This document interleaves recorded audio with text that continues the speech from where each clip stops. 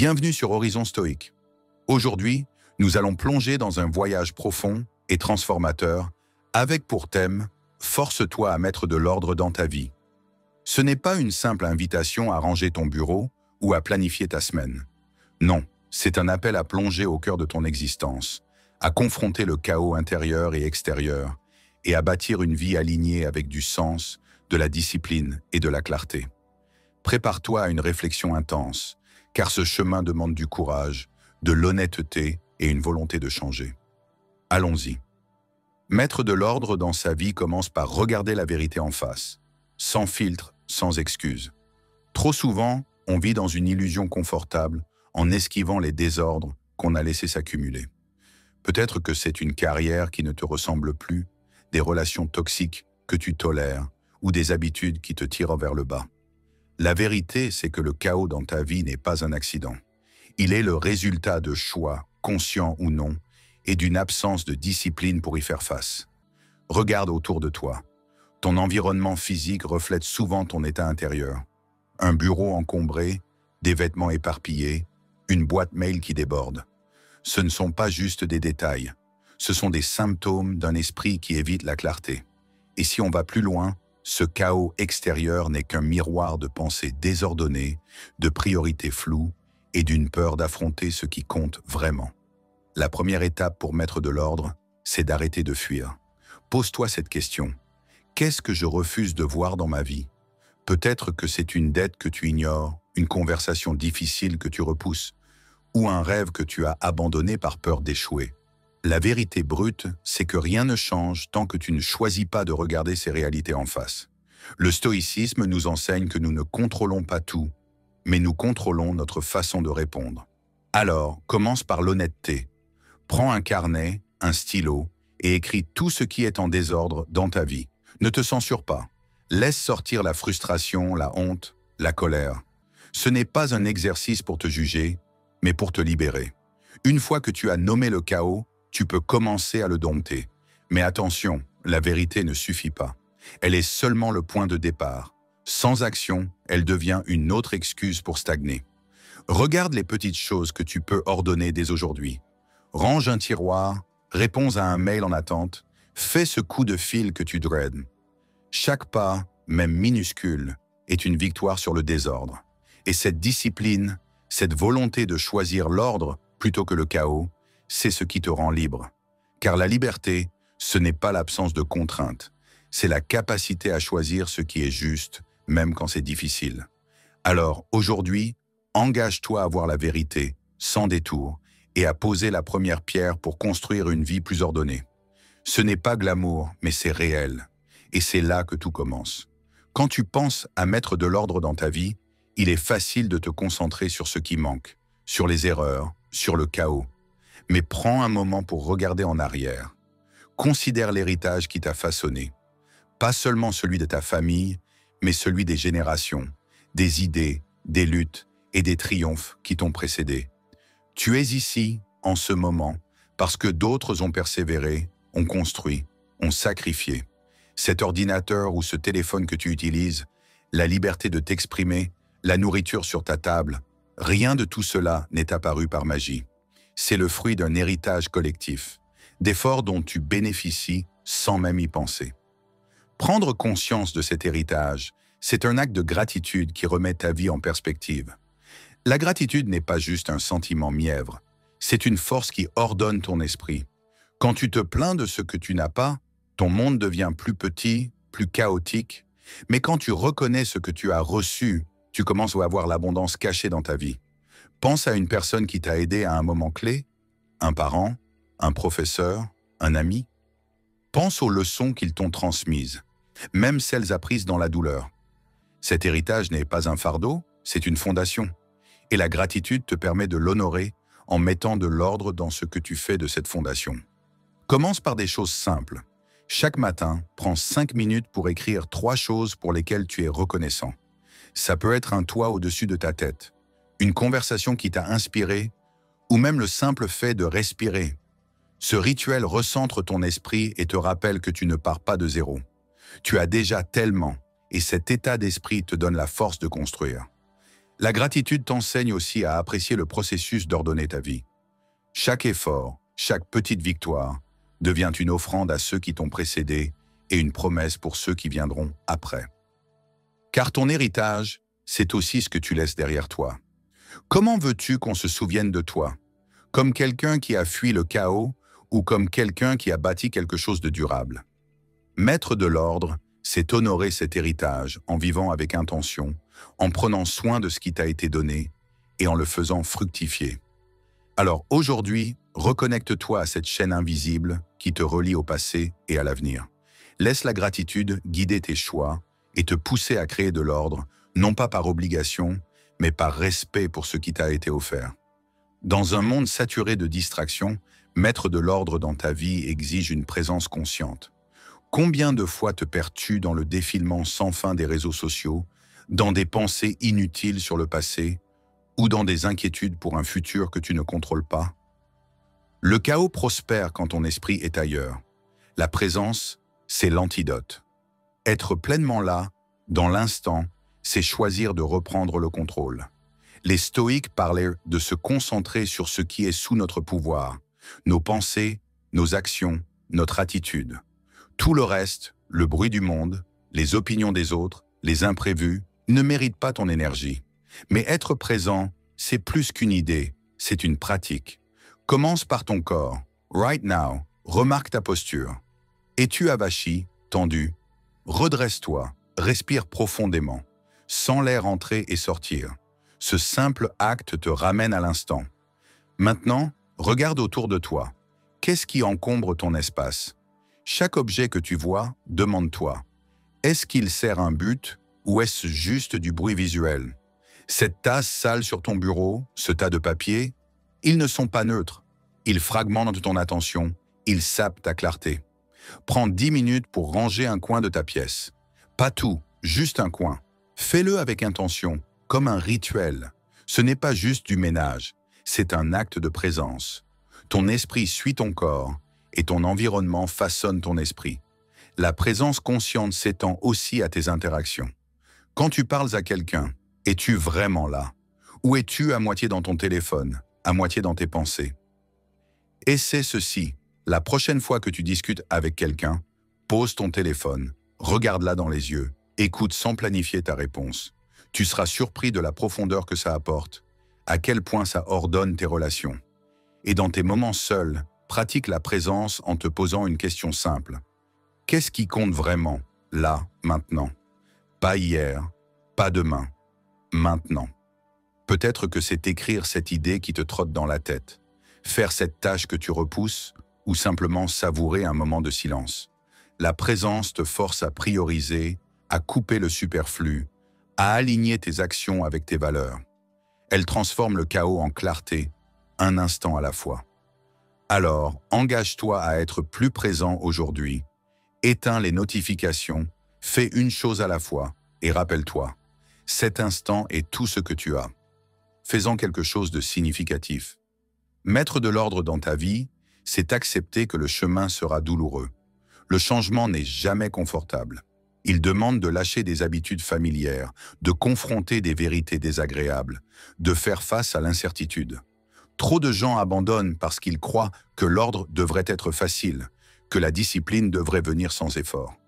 Mais la douleur est une enseignante, pas une ennemie. Les stoïques l'avaient oui compris. Ils ne fuyaient pas la souffrance. Ils l'embrassaient comme une partie inévitable de la croissance. Pense à une fois où tu as surmonté une épreuve, un échec, une perte, une lutte. Cette douleur t'a façonné, t'a rendu plus fort, plus sage. Elle t'a forcé à réévaluer, à réorganiser, à choisir ce qui comptait.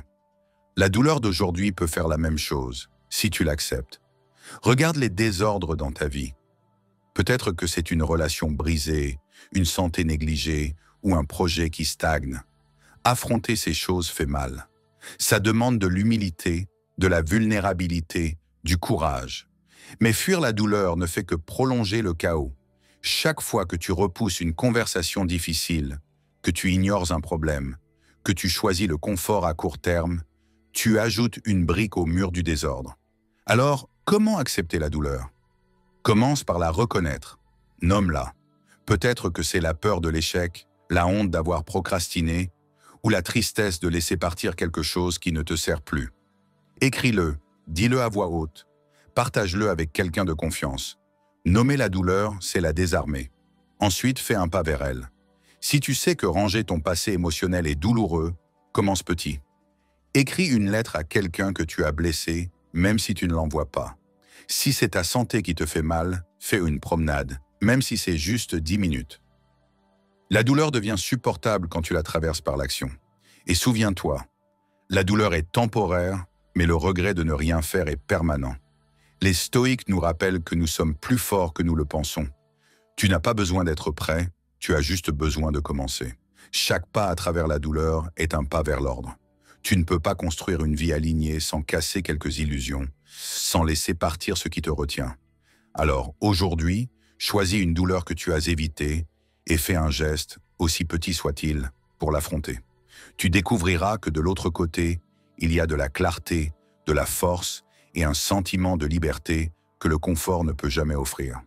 Mettre de l'ordre dans ta vie, c'est choisir de vivre selon la vertu. Pour les stoïques, la vertu n'est pas un concept abstrait, c'est une pratique quotidienne. La sagesse, le courage, la justice et la tempérance.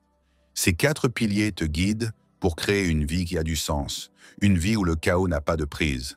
Commence par la sagesse. C'est la capacité à voir clair, à distinguer ce qui compte de ce qui est futile. Chaque jour, pose-toi la question. Est-ce que mes actions me rapprochent de la personne que je veux être? Si la réponse est non, change de cap. La sagesse, c'est aussi apprendre de tes erreurs. Regarde un moment où tu as laissé le désordre s'installer, peut-être une dispute évitable, une deadline manquée. Qu'aurais-tu pu faire différemment? Note-le et fais de cette leçon une boussole. Ensuite, il y a le courage. Pas le courage des héros de cinéma, mais celui de faire ce qui est juste, même quand c'est inconfortable.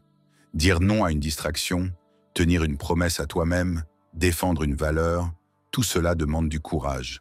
Pense à une situation où tu as évité une décision par peur. Qu'est-ce que ça t'a coûté? Le courage, c'est agir malgré la peur, pas en son absence. La justice, c'est traiter les autres avec équité, avec respect, même quand ils ne le méritent pas. Une vie en ordre ne peut pas exister si tes relations sont chaotiques. Réfléchis à comment tu peux être plus juste. Peut-être en écoutant vraiment quelqu'un, en pardonnant une offense, en donnant sans attendre en retour. Enfin, la tempérance, c'est la maîtrise de soi. C'est dire non à l'excès, que ce soit dans la nourriture, le travail ou les émotions. La tempérance t'aide à créer des limites saines, à prioriser ce qui dure sur ce qui brille. Regarde tes habitudes. Où peux-tu te modérer? Peut-être en réduisant le temps sur ton téléphone, en dépensant moins impulsivement, en contrôlant une colère inutile. Vivre selon la vertu, c'est aligner chaque jour avec ses principes. Ça ne veut pas dire être parfait. Ça veut dire essayer, ajuster, recommencer. Chaque matin, choisis une vertu à pratiquer. Peut-être que c'est le courage de commencer une tâche difficile, ou la tempérance de te coucher plus tôt. Note tes progrès le soir. Avec le temps, ces choix deviennent des réflexes, et ta vie devient un reflet de ce qui est bon, juste et vrai. Une vie vertueuse est une vie ordonnée, car elle repose sur des fondations solides, pas sur les caprices du moment. Alors, engage-toi à vivre selon la vertu, un choix à la fois, et regarde le chaos reculer. Tu vas mourir. C'est une vérité que nous évitons tous, mais elle est au cœur de l'ordre dans ta vie. Les stoïques pratiquaient le memento mori. Souviens-toi que tu es mortel, non pas pour sombrer dans la peur, mais pour vivre avec urgence et clarté. Si tu savais que demain était ton dernier jour, que changerais-tu aujourd'hui? Cette question coupe à travers le bruit, les excuses, le désordre. Elle te force à voir ce qui compte vraiment. Trop souvent, on vit comme si on avait l'éternité. On remet à plus tard les conversations importantes, les rêves qui nous appellent, les changements qui nous effraient. Mais le temps ne t'attend pas. Chaque seconde qui passe est une seconde que tu ne récupéreras jamais. Pense à ta vie actuelle. Qu'est-ce qui te vole ton temps?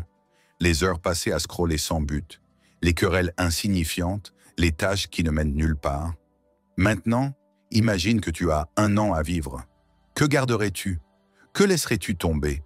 Cette perspective n'est pas morbide, elle est libératrice. Elle t'oblige à prioriser, à simplifier, à ordonner. Commence par un exercice. Prends une feuille et écris ce que tu ferais différemment si tu avais un mois à vivre. Peut-être que tu appellerais un vieil ami, que tu commencerais ce projet que tu repousses, que tu dirais « je t'aime » plus souvent.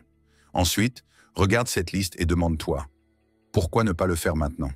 La mort n'est pas une menace, c'est un rappel que chaque jour est une chance de vivre pleinement. Le memento mori t'enseigne aussi à lâcher prise. Les rancunes, les regrets, les attachements inutiles. Ils perdent leur poids quand tu te rappelles que tout est temporaire. Si tu te disputes avec quelqu'un, demande-toi « est-ce que ça vaudra la peine sur mon lit de mort ?» Si tu te noies dans le stress, demande-toi « est-ce que ça aura de l'importance dans un an ?» Cette pratique ramène l'ordre en te recentrant sur l'essentiel. Elle te pousse à agir avec intention, à créer des souvenirs qui comptent, à bâtir une vie dont tu serais fier au dernier souffle. Alors, aujourd'hui, porte cette vérité avec toi. Tu es mortel. Laisse-la guider tes choix. Dis non au superflu. Dis oui à ce qui donne du sens. Vis comme si chaque jour était un cadeau, car c'est exactement ce qu'il est. Mettre de l'ordre dans ta vie, c'est un travail intérieur autant qu'extérieur. Sans un rituel pour te recentrer, pour réfléchir, pour ajuster ta trajectoire, le chaos finit toujours par revenir.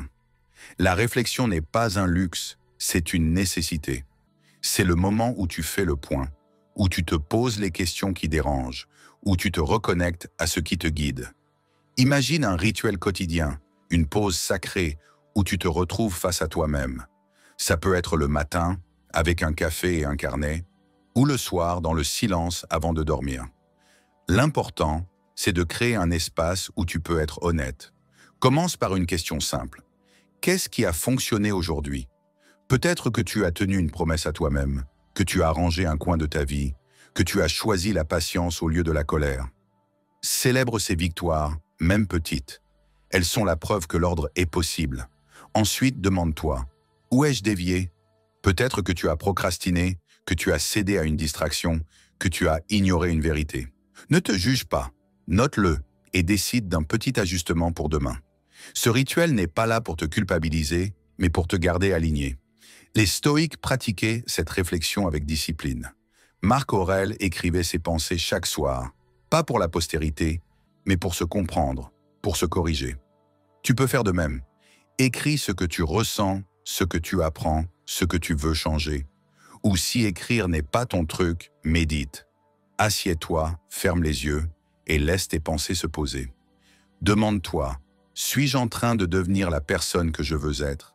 Ce rituel intérieur t'aide aussi à clarifier tes priorités. Dans le tourbillon de la vie, il est facile de perdre de vue ce qui compte. Prends un moment pour nommer tes valeurs. La famille, la liberté, la créativité, peu importe. Ensuite, regarde si tes actions les reflètent. Si ce n'est pas le cas, ajuste.